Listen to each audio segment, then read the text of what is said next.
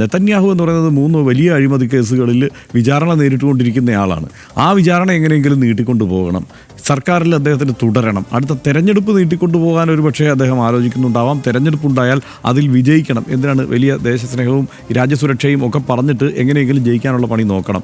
അതാണ് ഇവിടെ പ്രതിപക്ഷം ആവർത്തിച്ച് ചൂണ്ടിക്കാണിക്കുന്നത്. ഇപ്പോൾ റിസർവിസ്റ്റ് ആയിട്ടുള്ള 60,000 പട്ടാളക്കാരെ തിരിച്ചു വിളിച്ചു. പട്ടാളത്തിനുള്ളിൽ നിന്ന് തന്നെ വലിയ എതിർപ്പ് ഇപ്പോൾ ഉണ്ടായിട്ടുണ്ട്. അതിനുള്ളിൽ നിന്ന് പട്ടാളത്തിനുള്ളിൽ നിന്ന് സാധാരണ ഉരുക്കുകോട്ടയാണല്ലോ ഒരു ആർമി എന്ന് പറയുമ്പോൾ, ആ പട്ടാളത്തിനുള്ളിൽ നിന്ന് നെതന്യാഹുവിൻ്റെ നിലപാടുകൾക്കെതിരെ വലിയ പ്രതിഷേധം ഉയർന്നു തുടങ്ങിയിരിക്കുന്നു. അവിടെ ഏറ്റവും കൂടുതൽ ഈ ഹമാസിൻ്റെ ആക്രമണത്തിൽ ഏറ്റവും കൂടുതൽ പ്രശ്നങ്ങൾ ഉണ്ടായ പ്രദേശത്ത് നെതന്യാഹു സന്ദർശിക്കാനെത്തുമ്പോൾ അവിടെ നെതന്യാഹുവിനെതിരെ വലിയ മുദ്രാവാക്യം വിളികളാണ് ഉയരുന്നത്. മാത്രമല്ല അദ്ദേഹം കൊലയാളിയാണ് എന്നും അഴിമതിക്കാരനാണെന്നും അത് മറച്ചു വയ്ക്കാൻ വേണ്ടിയിട്ടാണ് ഈ യുദ്ധം നീട്ടിക്കൊണ്ടു പോകുന്നതും പറയുന്നു. ഇപ്പോഴും ഉണ്ട് 49 ഹോസ്റ്റേജസ് ഹമാസിൻ്റെ കയ്യിൽ. അതിൽ 27 പേര് കൊല്ലപ്പെട്ടു എന്നാണ് ഇസ്രായേൽ സേന പറയുന്നത്. അപ്പോൾ ആ ആളുകളെ വിട്ടുകിട്ടാൻ വേണ്ടിയിട്ടുള്ള ഇടപെടൽ പോലും നടത്താൻ നെതന്യാഹു താല്പര്യപ്പെടുന്നില്ല.